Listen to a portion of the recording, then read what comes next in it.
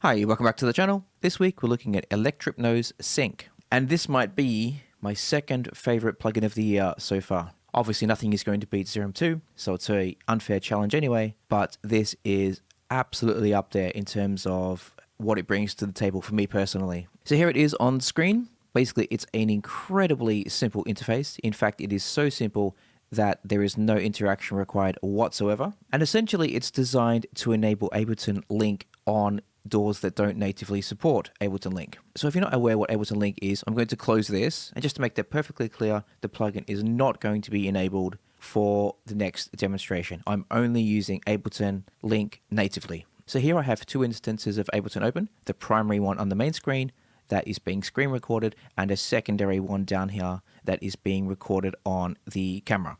On the top one, I have a drum and bass loop, and on the second one, I have a little bit of a percussive kind of pluck loop thing going on.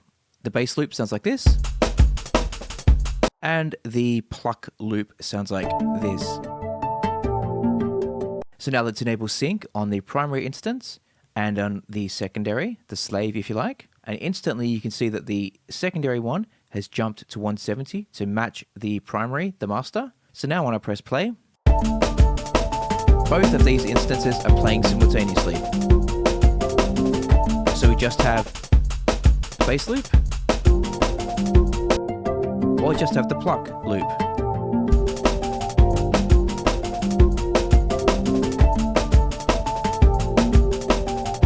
So obviously this is designed to enable multiple instances of Ableton to be connected, and the more often than not this is used in a collaborative environment where you've got different machines running, different people operating the different machines, or basically whatever you like. And some of you might remember Rewire that used to exist, and Rewire was basically the same thing, but a kind of an antiquated version of this where you could connect multiple different DAWs together. However, Ableton in their infinite wisdom decided to remove that and replace it with Link. But I should actually clarify, Link is very good.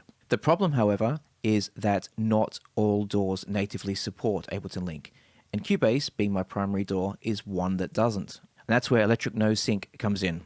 So let's close out of this, and now we have Cubase open. So let's bring up the interface again, and I've put it in the control room insert, and that's there in every project now, so I never ever need to worry about it now. As soon as I open up a project, it's automatically there, and it's always ready to sync. So let's now enable Link on Ableton. So now we can see a little green light here telling us that the two are synced. We can also see that the slave Ableton has now changed to 148 BPM to mirror Cubase up here. So I'm going to play this back, and quite clearly it will sound horrible because I'm playing two mismatched projects. I'm playing a kick and bass from a side project and this percussive loop, but let's have a listen.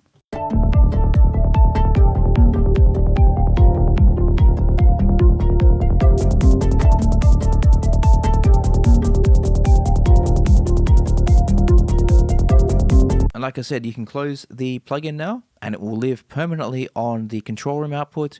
Never have to touch it again, and the projects will automatically be in sync as soon as you open up Ableton. At the moment, just to make this easier to record and to demonstrate, I have both of these projects open on the same machine, but I do have two separate machines here, and I like to use Ableton on the secondary one and Cubase on the primary, and this works perfectly over a network also.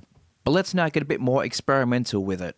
So now here we still have the same Cubase project open on the primary machine.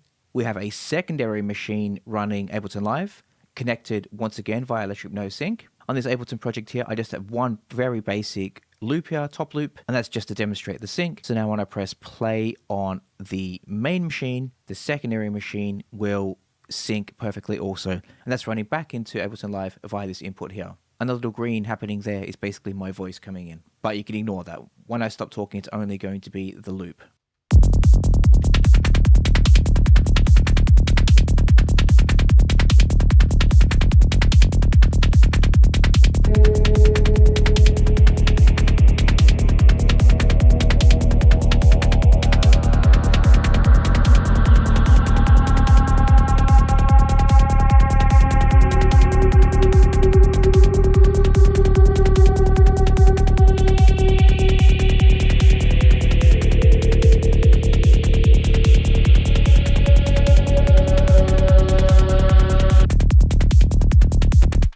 there we go, an amazing new plugin from Bombshanker Machines that enables the integration of Ableton Live into any DAW that doesn't natively feature Ableton Sync. So if you want the best of both worlds, then this is the ticket. So thanks for watching, and I'll see you next time. Bye-bye.